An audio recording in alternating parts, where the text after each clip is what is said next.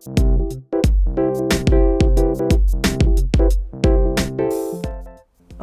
g'day everybody, it's Danny here from Board Game Sanctuary, a place where I share my love for this hobby right from my very own lounge room. Now, today I want to talk about a topic that's close to my heart. It's our journey through board gaming. And when I first started in board gaming, I really gravitated towards collecting gateway games that really showcase cool mechanics and just introduced me to some different ways to look at how we play games, whether it be drafting with a cool theme or maybe even dabbling in a plant-themed game that really tailors to my own personal taste. But as I played a lot more gateway games, I began to crave for something a little bit heavier, something with a bit more depth to the rule set, the mechanics, and avenues for journeying a bit deeper into the hobby. And then I realized as I went down that path that, you know what? Sometimes I like playing those gateway games that I initially got, and that brings me to the question of the video. Do heavy gamers like playing gateway games? And do they have a place in our collection when we have moved on from them? Let's start this discussion over a cup of tea.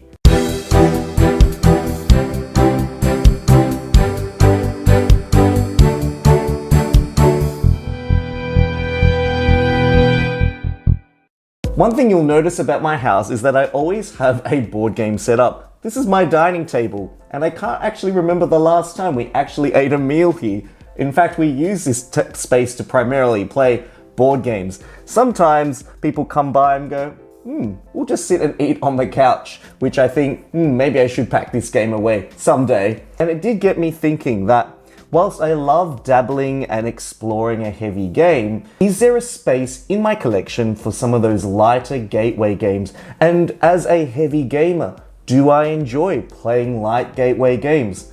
And I think the answer is yes, actually. I enjoy playing a gateway game, especially when it showcases a new mechanic or a new angle on a very popular mechanic for the very first time.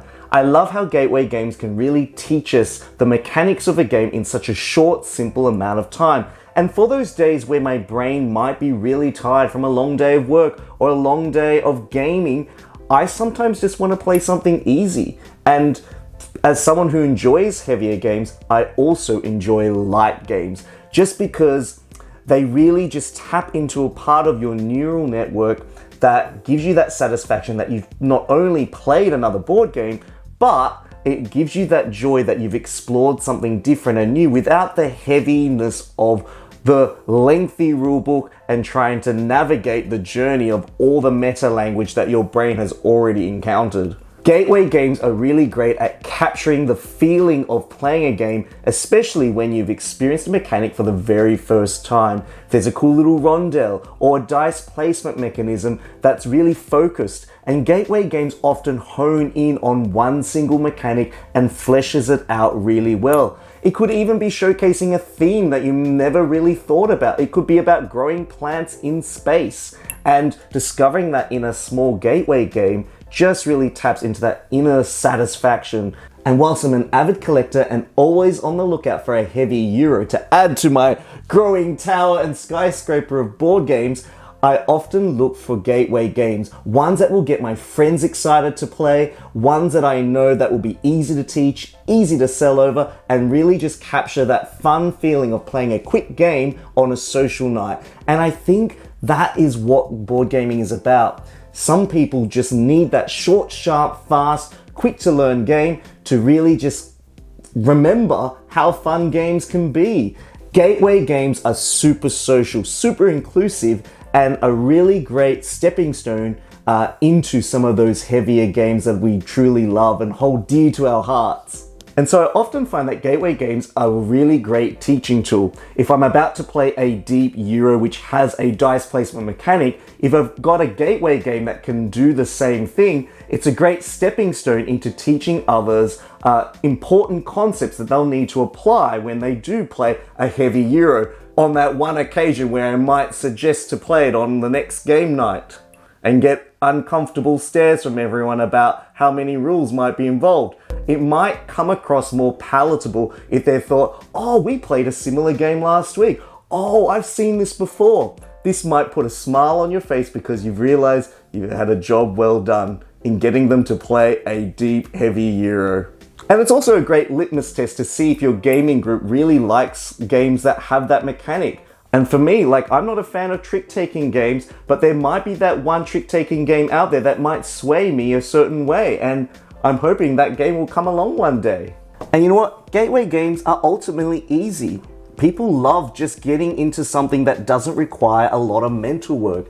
And I think playing a gateway game can just mean that you can play more games in the same amount of time that you would play one big, long, heavy game. And sometimes having lots of different varieties of snacks in your cupboard and eating them all progressively over the night means that you've really essentially had a full meal. And you know what? Gateway games all reminds us that we all began this journey at some point. We all started with 0 games, and we might be 3 games in, 10 games in, 20 games in, or maybe 300 games in. Wherever you are on this journey through this hobby, we all share the same passion, love, and enjoyment for wanting to get a good board game out and sharing it with our friends and family. And we should never lose sight of that.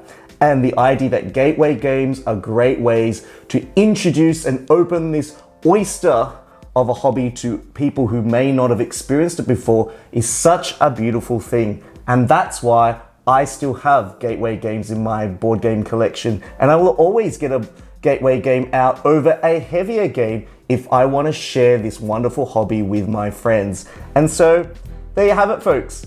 Heavy gamers do still love gateway games. They have such an important bridging point in our lives and in this hobby. And cheers to that. Thanks once again for joining me for another Board Game Sanctuary video. If you really found this video enjoyable, please consider subscribing to my channel, giving me a like, or heading over to my Patreon page and shape the future of where this channel goes. I hope to see you next time, and I hope your next board game experience is a fun one.